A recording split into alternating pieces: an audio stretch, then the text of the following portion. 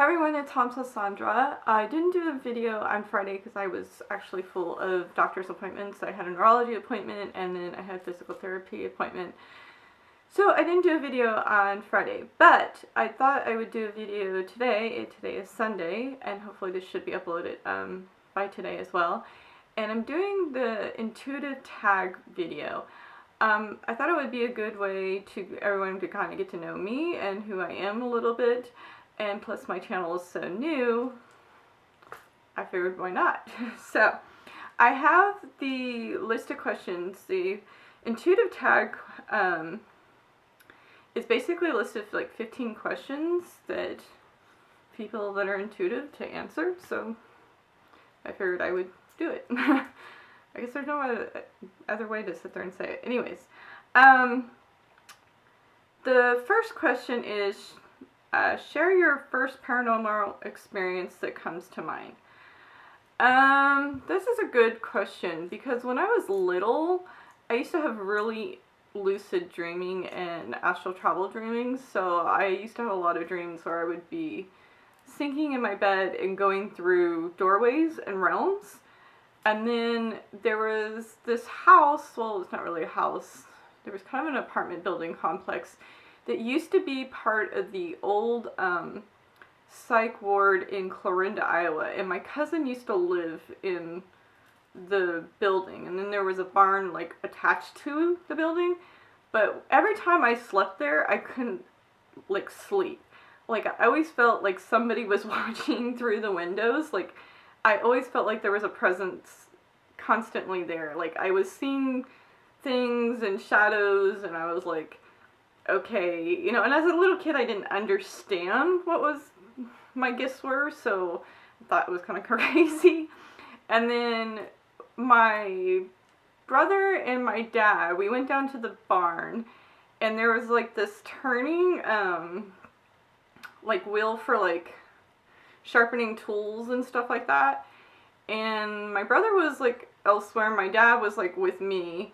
And then the next thing we know, the wheels started just turning, and it takes like a lot of force to turn those wheels. It's like the old sharpening tools where you have to like hand do the wheel, and it just kept on turning and turning and turning. Well, there was also a rope that was hanging in the barn that my brother had cut down, and like right after that rope was cut down is when the wheels start spinning. And there's like an old rumor that somebody had committed suicide there, and a lot of bad things had happened in that barn, and like a lot of crazy stuff was going on because it was like the old state hospital, like the old insane asylum kind of thing that was going on. My understanding now is like the apartment complex is no longer there. I think they tore it down or they closed it off or something like that. But a lot of weird stuff actually happened in that apartment complex. My cousin, the neighbors were complaining about the iron being on all the time. It was just like kind of a interesting time in my childhood. But I guess I could say that's like my first real up close encounter with paranormal experiences. I've had some when I was really little, but we're going to get into that a little bit later because it actually has to do with my guides. My dad has had some too as well, where like literally he woke up and there was a guy standing over him with like an axe, and he basically packed us all up and like moved out of the house like the next day. So it's like not uncommon for my family to have like these experiences. So anyways, but yeah, so yeah, that's kind of my first experience. And my phone just locked, so I have to remind myself to keep on touching it. Have you ever had, number 2 is, have you ever had a premonition? Yes, and I would say yes. I've had things where in my gut feeling that something's just not right, and I call it my spidey sense, and normally it's just like something's just not, it's just not sitting well. I don't sit there and say I can say it completely clearly, but that sixth sense is definitely there. Yeah, the sixth sense definitely there. I'm trying to find a Kleenex here. I'm sorry. I'm like, my nose is itching. But yeah, I wouldn't sit there and say, yeah, I seen that like a car was gonna crash or something like this was gonna happen or like this was gonna happen. But I definitely get those gut feelings and the sixth sense, the spidey senses as I call it. I definitely do get those a lot. I just know when something's just not right. Okay, number 3 is, when did you get your first tarot or oracle deck, and what deck was it? I have currently like over 18 decks right now, and I'm trying to remember like technically when was what was my first one. I think my first one was probably like what everybody's first one is a Rider-Waite deck or whatever. But the first one that I know that like I thought I lost and then I had to buy again was my St. Petersburg Russian deck. I'm not saying it's one of my favorite decks, but it's like one that I've had the longest that I still have. I still have my Rider-Waite though, but not like the original one that I bought. But I do have the original St. Petersburg one, and I'm actually going to show it here to you today.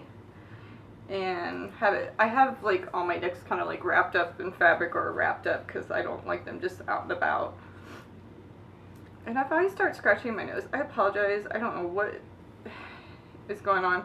It could probably be the cedar that I'm sitting next to. I'm allergic to cedar, and part of the question is about cleansing. So anyways, this is what the deck looks like.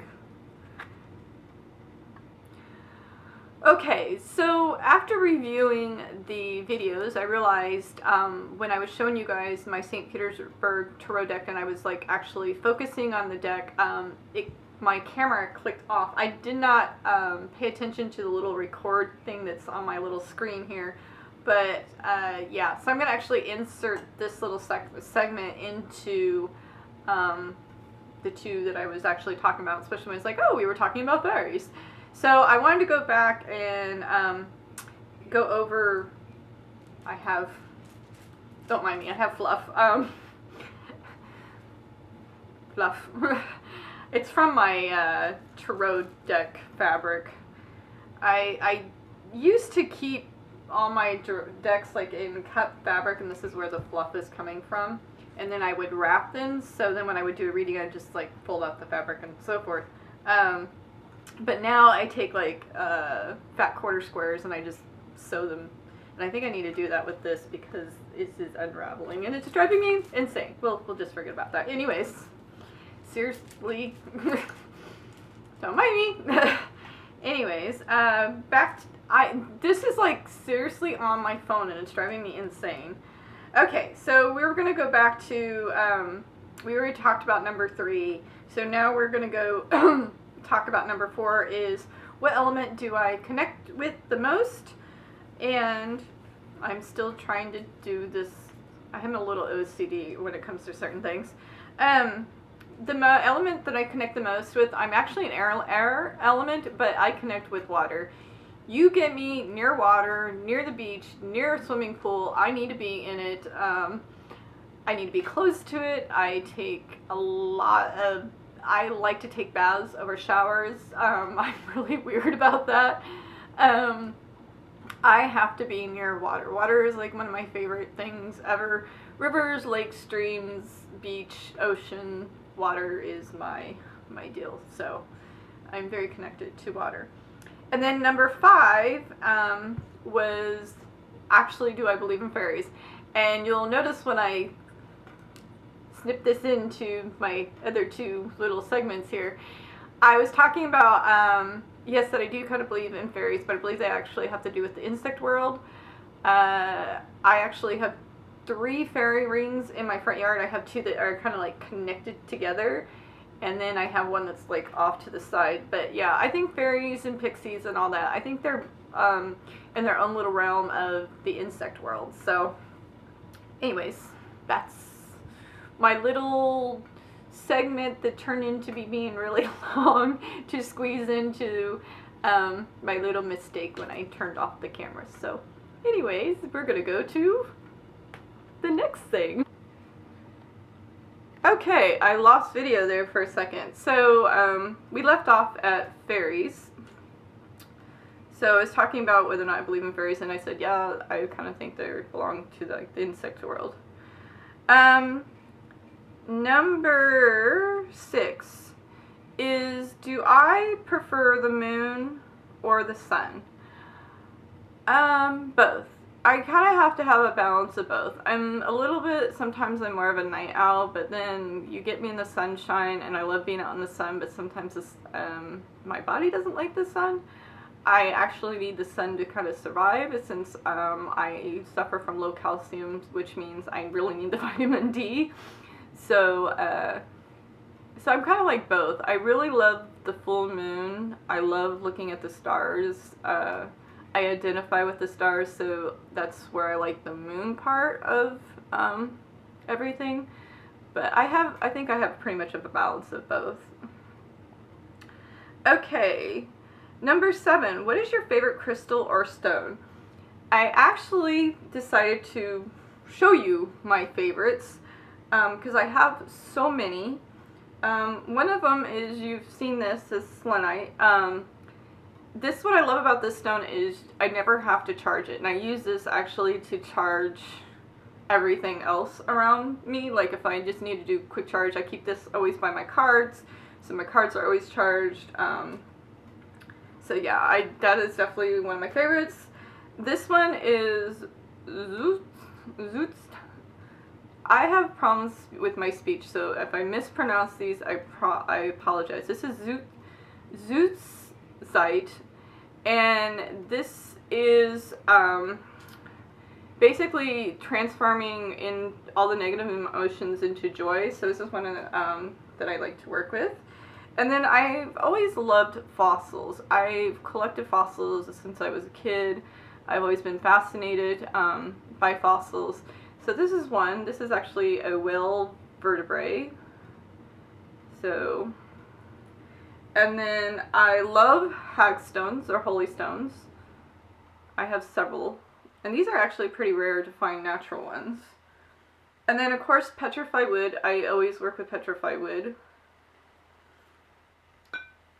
And then I love Tibetan quartz crystal.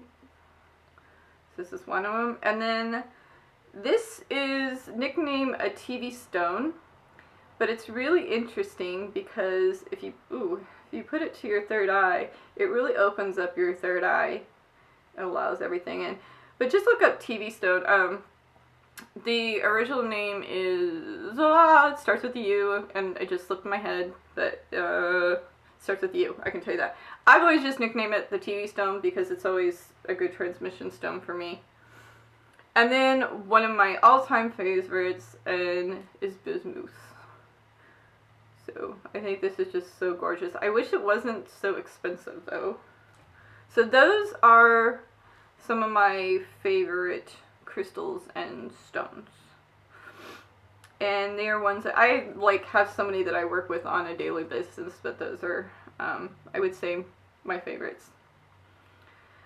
Okay, number 8. Can you see spirits and spiritual beings? Yes. I cannot see angels unless they're like my angels, and normally when they're with me, that's a different little story in itself. I see what I consider ancients, which are these beams of light. I call them ancients, but they're like this bright, it's like looking in a light bulb. They're like these bright, brilliant light. And I call them ancients because I know that they're just so beyond Earth and whatever. And then when I'm working with people, I see figures. And normally with the figures, I can kind of describe what they look like if I'm working with somebody. If it's somebody's grandparents or somebody's loved one or a friend or so forth, I can describe them. I can't figure out the facial features. I can do like hair, body type, etc. And then I get messages stating like a story or something that they'll understand. I don't understand it, but something that they'll understand, so it's like almost like a confirmation is like, yeah, this is who I am. It's something that they kind of know about. So, yeah, that's how I see spiritual beings. Alright, number 9. Would you rather be able to fly in a broomstick, breathe underwater, make things grow fast, or control fire? That's naturally breathe underwater. If I could have gills, please give them to me. Number 10. What is the animal totem that you feel most connected to? And so this is going to kind of segue into number 11. What is your first animal spirit, or first animal / spirit totem? I've actually had 3 spirit animals in my lifetime. I've had a giraffe when I was younger, and then I had a lizard, and then I had a near-death experience, and I was swimming with the sea turtles, and now that is my spirit animals, one I identify with most. All throughout my house you will see some type of form of honus, and this is one that I keep salt in. It's actually a bracelet, but I like it better on here with the salt. So Honu is definitely my sea turtle, is definitely the one I identify with the most. Okay, and I already answered 11 about what was your first spirit animal in totem. Like I said, it was the giraffe. 13. Do you feel more connected to the stars or Earth? Definitely the stars. I know I'm a starseed.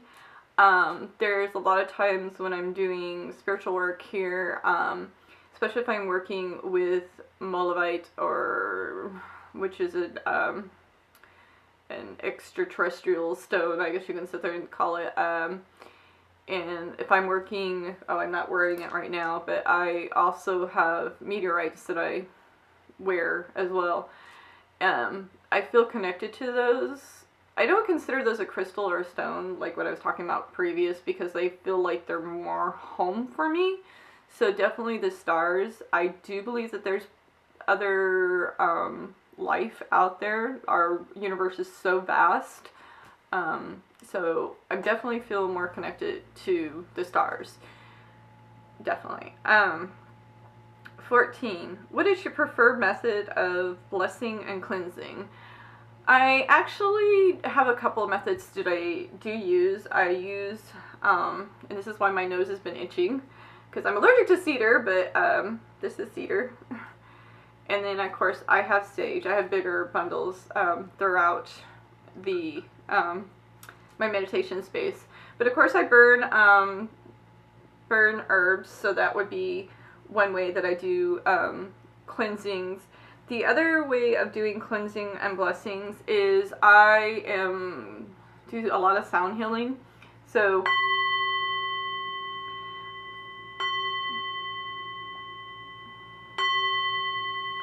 this is definitely one of those that resonates with me the most. When I'm working with clients and stuff, I use a lot of sound vibrational waves when I'm making my meditation mixes.